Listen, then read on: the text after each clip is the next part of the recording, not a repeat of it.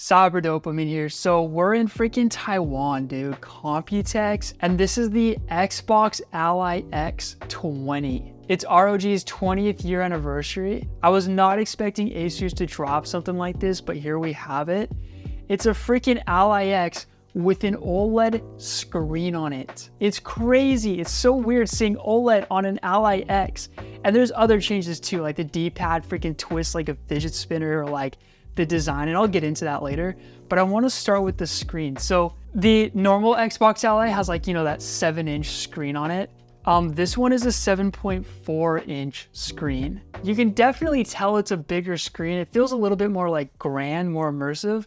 It's nothing crazy though, and it doesn't change the form factor of the Ally. So it still feels like an Xbox Ally X, just with like less bezels.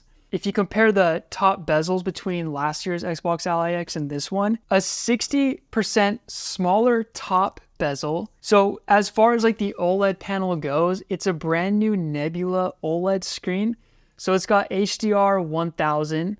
It's 1400 nits. So look at me, like this is a shot I took being outside in the direct sunlight, and ignore those lines, you know, because that's just like my camera reacting to the screen. But look how freaking bright that looks.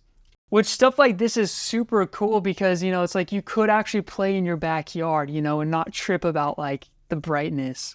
This screen also has FreeSync and variable refresh rate up to 120 hertz. And they've also kept the resolution the same. So it's 1080p. Super close up, it looks very sharp. Oh, it is also worth noting that this display is actually produced by Samsung, which is freaking awesome. You know, they're pretty good at that stuff. As you can obviously tell, this Ally X has a completely different design.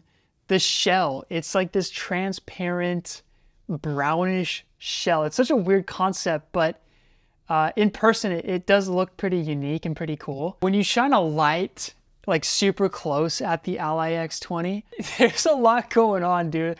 I think it's cool, but I just don't know what to fully think just yet. And then of course you have these gold accent colors. You can really tell Asus is flexing here with what they're trying to pull off with their new designs. It's sort of like they're kind of showcasing all their tech, their best tech in one device. And I think it's pretty cool. It definitely feels and looks a bit more premium. Also, you don't have to sub if you don't want to sub. If it's your vibe, you know it's your vibe. So here's a big one, man. They added rubber grips. It's actually interesting. I didn't think this would be such a big deal, but when you hold it, yeah, it's a bit more grippy, nothing too crazy. But like I noticed when I set it on the table, it would stay in its position. It would grip the table. But yeah, no, these grips are sick, especially with like long gaming sessions. I think a lot of you know, like the longer you play, the more your hands tend to sweat. This should be a good way to sort of combat that. But we'll see when we get our hands on it for real, for real. Another cool thing is the joysticks have been updated. So these are now TMR joysticks, the same kinds of joysticks you'd find on the new Steam controller. And the thing about these ones is that TMR is like this new magnetic technology. Long story short, way better durability. You can bang them around a little bit more, and they don't like mess up their dead zones or their stick drift. You'll get way less stick drift, and they're just super, super responsive. They draw way less power, and they're just more accurate. So they changed their cooling now, where not only does it cool what it's supposed to cool, the internals, the Z2 Extreme, which is, you know, the same processor inside the last one, but the cooling can now funnel alongside the screen. So the OLED will stay a little bit more cool than it would normally stay, which is good to prevent burn-in. And also, speaking of burn-in, they actually have software in their Armory Crate that'll help prevent that. But they were telling me like these Nebula displays, man, they just, burn-in is like one of the last things you should ever worry about, just because of how well they're built and just sort of, you know, OLED technology has gone pretty far lately to where that's really not that big of a deal. And then, so yeah, here's like this fidget D-pad thing. So I guess this is more for fighter games, but you can pull it up, twist it, it'll lock in, and then it turns into like a, instead of like a 4 input D-pad, it turns into an 8 input D-pad. So I don't know like what games have more of those input sensitivity things, but I guess for fighting games, it's a very prominent thing. So you now have that. And with the new D-pads, it feels a lot more clicky when you press them. It's less like smooth and quiet, more like sudden, if that makes sense. They're pretty cool. They're actually pretty satisfying to press. I actually found myself pulling it up and spinning it more than I did pressing it. And then here's another crazy one. A, B, and X and Y, they're a lot quieter. They used to be super loud on the previous Allies. Like I wouldn't even play them before I went to bed because I didn't want to wake up like my fiance or anything like that. They're still pretty clicky, but they're a little bit more quieter. So it's less of a nuisance to the people around you, which is freaking awesome. And they apparently got a ton of requests to fix that, and they did it. Also, another huge change is they've replaced the micro SD slot with the new micro SD Express slot. So we're able to actually see SSD speeds through the micro SD cards.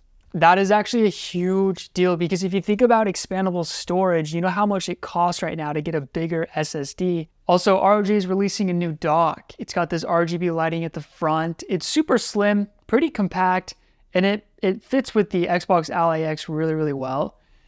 This is super cool, especially because, you know, they're working on this Xbox Vision, and obviously we're still super freaking early, but the concept's cool that you can just freaking rip it like you would a console.